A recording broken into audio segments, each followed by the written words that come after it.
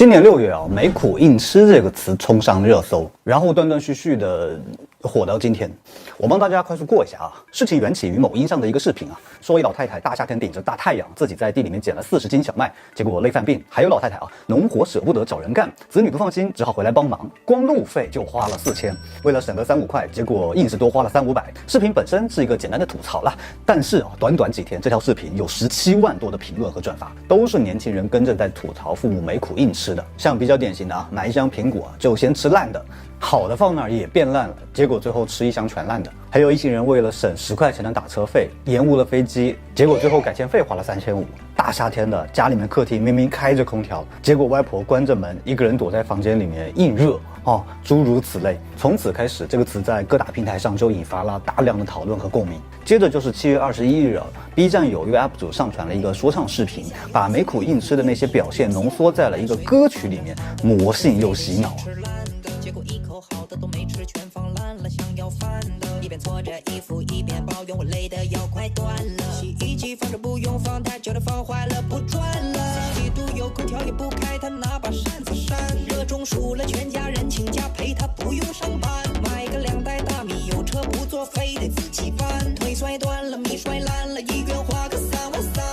再一次把这个词推向了一个小高潮。没几天之后，人民日报竟然也关注到了这个话题，发了一篇名叫《没苦硬吃和没福硬享之间有没有余地》的文章，让人不禁联想到这个段子会不会出现在2025年的春晚上啊？我个人还蛮期待沈腾能来主演的。再就是1个月之后，腾讯新闻也在今年的9月6号发表了一篇数据调查，列举了年轻人最不能理解的父母没苦硬吃的行为。然后直到我在录这个视频的时候，还陆陆续续的有大号在聊关于没苦硬吃这个话题。让我着实没想到的是大家竟然对父母的没苦硬吃有这么多的积怨。在这些积怨里，我发现最让人头大的还不是吃苦，而是明明没有苦，却还要搞得那么苦。其实原因说起来挺简单的，就我们你们大部分90后和00后成长在物质比较丰富的时代，很少会去为没吃的而发愁。而上一辈他们经历了物资匮乏的年代，吃不饱穿不暖，可以说是刻在他们骨子里的记忆了。苦成为了他们生活中的一种主旋律，在他们的概念里面，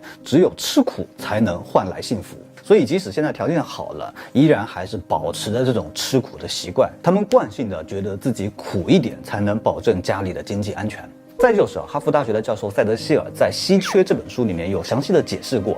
人们如果长期的处在资源匮乏的情况下，包括时间、金钱、食物等等资源都会永久性的改变大脑结构，整个人的脑回路会发生一些变化。人们会忍不住的把全部的时间精力都放在追逐这个稀缺的资源上，占用我们的心智带宽。怎么理解就是你和他说左省右省，最后搞坏了身体，结果看病花的钱更多嘛。然后他会反驳说，我要是不省钱，哪来的钱看病？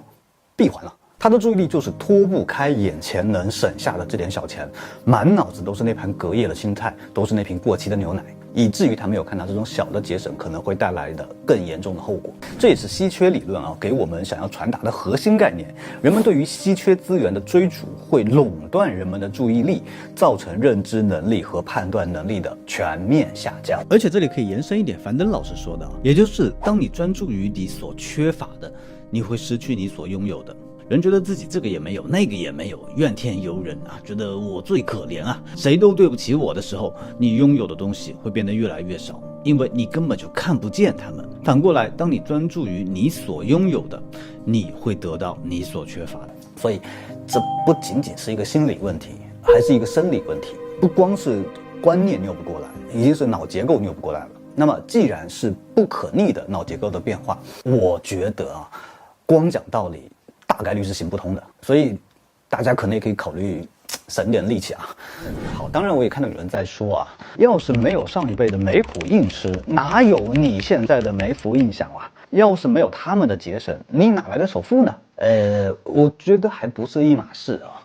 节俭可以理解成我可以喝奶茶，但是我选择喝水。没苦硬吃是我都快渴死了，我就是舍不得喝一口水。我想大部分人都不会自私到去攒一个首付而看着爸妈渴死了。如果真就要攒这个首付，其实大家也可以一起节省，而事实并不是这样。没苦硬吃的老人会把好的留给你，然后把自己丢在一种苦难里面，搞得很苦的样子。其实这无形中会传递出一种负担，一种压抑的氛围。不管嘴上怎么说自己乐意吃苦啦，但给人的感觉实际上还是不轻松啊、不愉快，甚至带着一点点哀怨的，从而影响到别人的情绪质量。特别是处于同一个屋檐下的家人啊，比如很多人都经历过的，鸡腿要留给你吃，如果你不吃，他们也不会吃。本来吃鸡腿是一件开心的事情啊，但这个腿吃起来就让人感觉到很压抑。我觉得这才是大家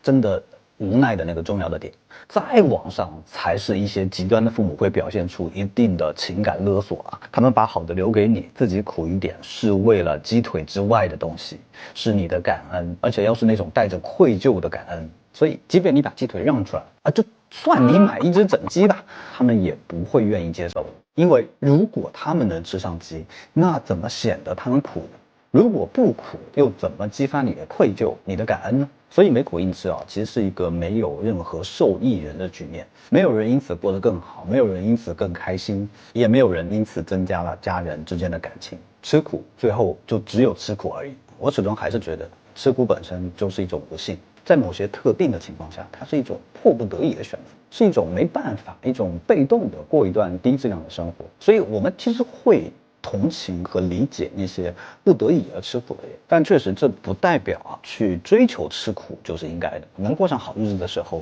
其实还是尽可能的享受生活了。所以如果硬要说吃苦有什么意义，我觉得大概就是为了让我们冲出那段不得已不幸的苦难的生活之后，好好的享受接下来的人生。